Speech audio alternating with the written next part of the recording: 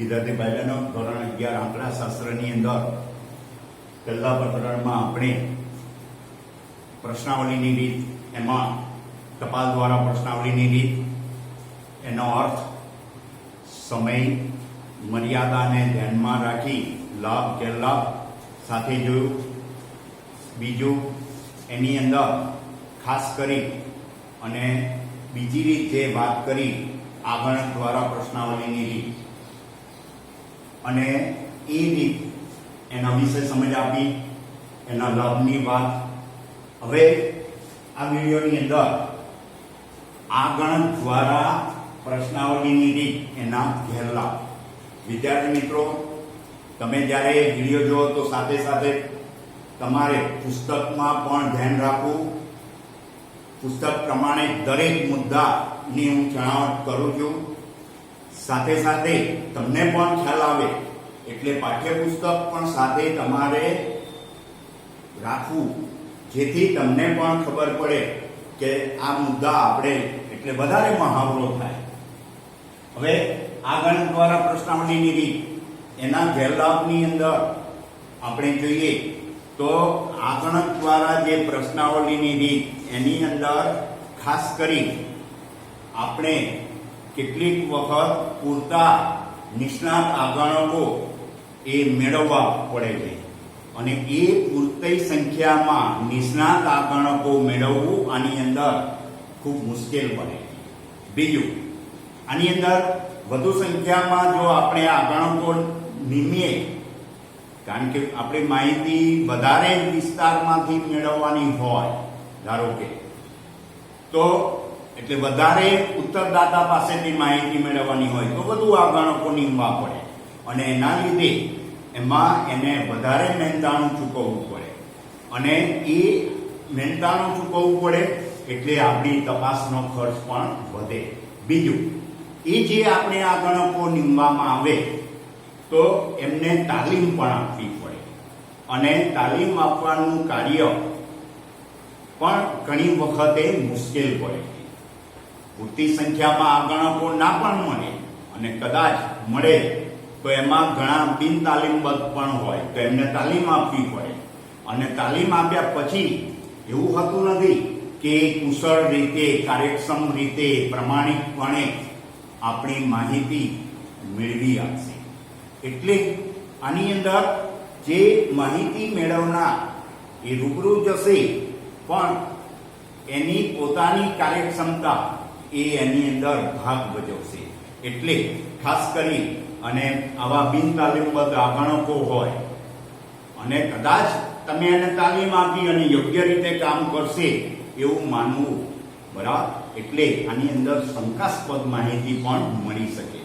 બીજું, જ્યારે વિશાળ ક્ષેત્રમાં આપણા માહિતી મેળવનારા એટલે કે ઉત્તરદાતા વિશાળ ક્ષેત્રમાં ફેલાયેલા હોય ત્યારે આપણને યોગ્ય માહિતી પૂરતી મળતી નથી, સારી, અને એવી વખતે તમારે વધારે ખર્ચ કરવો પડે, વધારે સમય જાય, અને એના માટે વધારે એટલે કે સમય, શક્તિ અને નાણાંનો ઉપયોગ વધારે કરવો પડે.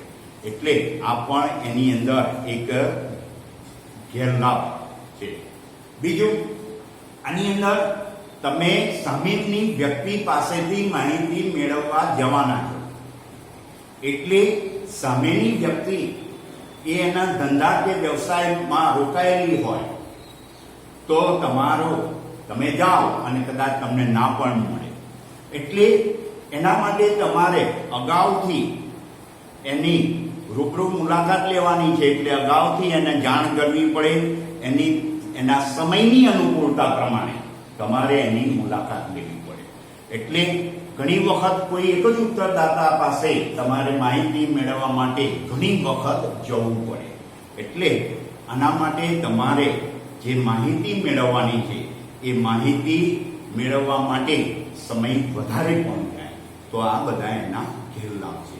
હવે એનાથી આગળનો જે મુદ્દો છે, આપણે આ જે બધી રીતો જોઈ, પ્રત્યક્ષ તપાસ, પરોક્ષ તપાસ અને પ્રશ્નાવલીની રીત, તો આપણે આ જે માહિતી મેળવવાની છે, તપાસ કરવાની છે, એ તપાસ કરવા માટે આ રીતોમાંથી કઈ રીતોનો ઉપયોગ કરીશું કઈ રીતની પસંદગી કરીશું. એ રીતની પસંદગી કરવા માટે આટલી એ પસંદગીનો આધાર એક તો તપાસ હેઠળના વિસ્તાર ઉપર રહ્યો. એટલે તમારે માહિતી જે વિસ્તારમાંથી મેળવવાની છે એ વિસ્તાર જો વિશાળ હોય, વિસ્તૃત રીતે એ ઉત્તરદાતાઓ ફેલાયેલા હોય, એટલે તપાસ હેઠળનું કાર્યક્ષેત્ર વિશાળ હોય, તો એવી પરિસ્થિતિની અંદર તમે પરોક્ષ તપાસ અથવા તો પ્રત્યક્ષ તપાસ એમાં કામમાં નહીં આવે, પણ પરોક્ષ તપાસ અથવા તો ટપાલ દ્વારા પ્રશ્નાવલીની રીત. અને જો તમારું કાર્યક્ષેત્ર મર્યાદિત હોય, બહુ વિશાળ ના હોય, તો એવી પરિસ્થિતિમાં તમે રૂબરૂ મુલાકાતે લઈ શકો અથવા તો આગણક દ્વારા પ્રશ્નાવલીની રીત એનો પણ ઉપયોગ કરી શકો. બીજું, તપાસનો હેતુ, એના ઉપર પણ તમારી તપાસનો હેતુ કેવો છે. એ હેતુ જો તમારે વિશ્વસનીય માહિતી મેળવવાની હોય તો એમની અંદર તો એ હેતુ અને વિશ્વસનીયતા એ બંનેને ધ્યાનમાં રાખી અને તમે પ્રત્યક્ષ તપાસની રીત એ પસંદ કરી શકો. નાણાકીય જોગવાઈ, તમારી પાસે માહિતી મેળવવાની છે તો એ માટેનો ખર્ચ, એને માટેના તમારી પાસે કેટલા પ્રમાણમાં નાણાં છે એ નાણાંને ધ્યાનમાં રાખી, જો પૂરતા પ્રમાણમાં નાણાં હોય, ખર્ચો પૂરતા પ્રમાણમાં કરી શકાય એવો હોય, તો તમે પ્રત્યક્ષ મુલાકાત પણ લઈ શકો અથવા આગણક દ્વારા પ્રશ્નાવલીની રીતનો પણ ઉપયોગ કરી શકો. બીજું, સમય મર્યાદા. તો જો વધારે સમય મર્યાદામાં આપણે માહિતી પ્રાપ્ત કરવાની હોય તો એની અંદર રૂબરૂ મુલાકાત અને આગણક દ્વારા. પરંતુ જો ઓછી સમય મર્યાદા હોય તો એના માટે ટપાલ દ્વારા પ્રશ્નાવલીની રીત અને પરોક્ષ તપાસની રીત એ તમે ઉપયોગ કરી શકો.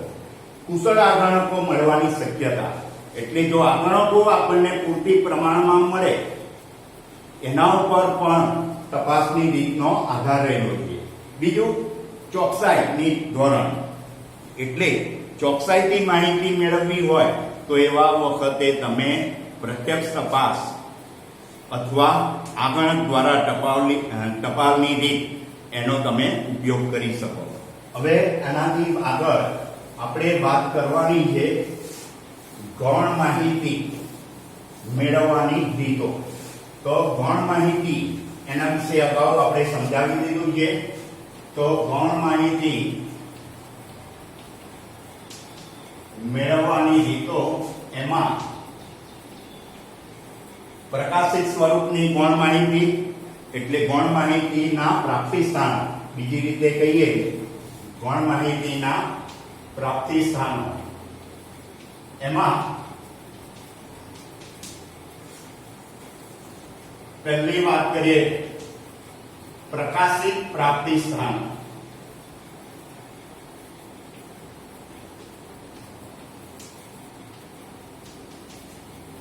પ્રકાશિત થતા એટલે છપાતા હોય એવા પ્રાપ્તિ સ્થાનો.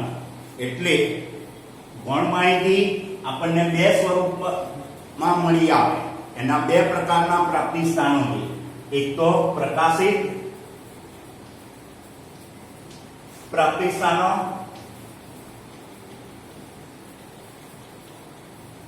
અને બીજા બિન પ્રકાશિત પ્રાપ્તિ સ્થાનો. તો પ્રકાશિત સ્વરૂપના પ્રાપ્તિ સ્થાનો એના વિશે પહેલા વાત કરીએ. હવે એમાં પહેલું સરકારી પ્રકાશનો.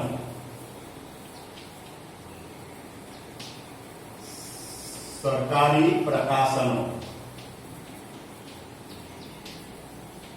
વિદ્યાર્થી મિત્રો, ખાસ કરી કેન્દ્ર સરકાર અને રાજ્ય સરકાર દ્વારા નિયત સમયે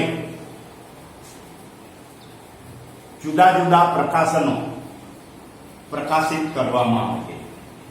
એ કઈ ને કઈ માહિતી મેળવે છે અને એ માહિતી એ પ્રકાશિત કરે છે. દાખલા તરીકે મેં તમને અગાઉ કહ્યું હતું કે NSSO નેશનલ સેમ્પલ સર્વે ઓર્ગેનાઇઝેશન. આ જે NSSO છે એ વસ્તી ગણતરી, રાષ્ટ્રીય નિદર્શ તપાસ સંગઠન, બીજી રીતે એને ગુજરાતીમાં કેવું હોય, રાષ્ટ્રીય નિદર્શ સેમ્પલ એટલે નિદર્શ સર્વે ઓર્ગેનાઇઝેશન, રાષ્ટ્રીય નિદર્શ તપાસ સંગઠન એ દર 10 વર્ષે વસ્તી ગણતરીની માહિતી મેળવે છે. એટલે આ કેન્દ્ર સરકાર અને રાજ્ય સરકાર દ્વારા આવા પ્રકાશનો બહાર પડે છે. એવી રીતના અગાઉ મેં તમને જન્મદર, મૃત્યુદર એના વિશેની માહિતી તો ભારતની રજિસ્ટ્રાર ઓફિસ નવી દિલ્હી દ્વારા બહાર પડે છે. એવી રીતના CSO સેન્ટ્રલ સ્ટેટિસ્ટિકલ ઓર્ગેનાઇઝેશન, આ પૂરું નામ પણ યાદ રાખજો. અને સરકારી પ્રકાશનમાં તમારે એટલે પ્રશ્ન પૂછે કે ગૌણ માહિતીના પ્રકાશિત સ્વરૂપના પ્રાપ્તિ સ્થાનો વિશે નોંધ લખો. 3 માર્ક્સનો પ્રશ્ન પણ પૂછે એટલે આખો એના પ્રકાશિત પ્રાપ્તિ સ્થાનો જણાવો બધા. એમાં પહેલો આપણે જોઈએ છે સરકારી પ્રકાશનો. એમાં NSSO વિશે તમે લખી શકો, વસ્તી ગણતરીનું એ અવારનવાર મેં તમને કહ્યું છે. પછી જન્મદર, મૃત્યુદર ની માહિતી ભારતીય રજિસ્ટ્રાર ઓફિસ દિલ્હી દ્વારા મળે છે. પણ CSO સેન્ટ્રલ સ્ટેટિસ્ટિકલ ઓર્ગેનાઇઝેશન, કેન્દ્રીય આંકડાશાસ્ત્રીય સંગઠન એ. ત્યાર પછી ICAR Indian council agricultural research, એટલે ખેતીવાડી એગ્રીકલ્ચરલ એટલે કૃષિ ખેતીવાડી અંગેનું જે સંશોધન થાય છે એના માટેની ભારતીય કારોબારી. તો આ બધા દ્વારા ખેતીવાડી અંગેના સંશોધન કરે છે, સાથે સાથે ખેતીવાડી અંગેની માહિતી. તો આવા એવી રીતના આપણા ગુજરાત રાજ્યની અંદર જે સ્ટેટિસ્ટિકલ આઉટલાઈન ગુજરાત એટલે કેન્દ્ર સરકાર અને રાજ્ય સરકાર દ્વારા આવા નિયમિત સમયે જુદા જુદા પ્રકાશનો બહાર પાડવામાં આવે છે. અને એના દ્વારા આવા વસ્તી ગણતરી, જન્મ મૃત્યુદર તેમજ આયાત નિકાસના આંકડા, ખેતીવાડી અંગેના આંકડા અને જે જથ્થાબંધ ભાવનું સૂચકાંક, એવી બધી માહિતી આપણને પ્રાપ્ત થાય છે આ પ્રકાશનોમાંથી. હવે બીજા જે પ્રકાશનો છે એ સરકારી પ્રકાશનોની વાત કરી. ત્યાર પછી બિન સરકારી પ્રકાશનો અર્ધ સરકારી પ્રકાશનો. બીજા છે અર્ધ સરકારી પ્રકાશનો. તો અર્ધ સરકારી પ્રકાશનોની અંદર અર્ધ સરકારી એટલે જેમાં સરકારનો હિસ્સો પૂરેપૂરો હોતો નથી, એમાં એ સરકારનો થોડો હિસ્સો હોય અને થોડો ખાનગી પબ્લિકનો હોય અથવા તો કોઈ ખાનગી સંસ્થાઓનો હોય. તો આવા અર્ધ સરકારી સંસ્થાઓ, દાખલા તરીકે આપણા ગુજરાતની અંદર તમે જુઓ તો જુદા જુદા નિગમો આવેલા છે. એમાં આપણને જે વિદ્યુત પૂરી પાડે છે એવા જુદા જુદા વિદ્યુત બોર્ડ, રાજ્યના વિદ્યુત બોર્ડ છે. આપણા મધ્ય ગુજરાત વીજ નિગમ, પશ્ચિમ ગુજરાત વીજ નિગમ, ઉત્તર ગુજરાત વીજ નિગમ, દક્ષિણ ગુજરાત વીજ નિગમ, આવા જે વીજ નિગમો છે. પછી ભારત સરકાર દ્વારા જે LIC of India, life insurance corporation of India, ભારતીય જીવન વીમા નિગમ, આપણે એને ટૂંકમાં LIC કહીએ છીએ.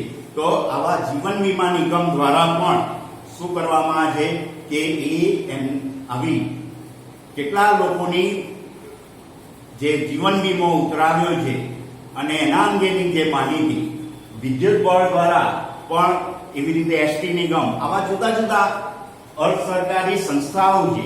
અને એ અર્ધ સરકારી આવી સંસ્થાઓ હોય, નિગમો હોય, એના દ્વારા પણ માહિતી પ્રકાશિત થતી હોય છે અને એના દ્વારા આપણને માહિતી મળે છે.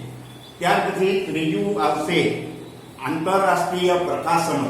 એ આપણે આના પછીના લેક્ચરમાં વાત કરીશ, પરંતુ આંતરરાષ્ટ્રીય સંસ્થાઓ વિશે તમે જાણો છો તો એની અંદર ખાસ કરી અગાઉ યુએનઓ ને એના વિશે વાત કરી છે અને બીજી પણ સંસ્થાઓ છે, એટલે ફરીના વિડીયોની અંદર આપણે એના વિશે વાત કરીશું. Thank you.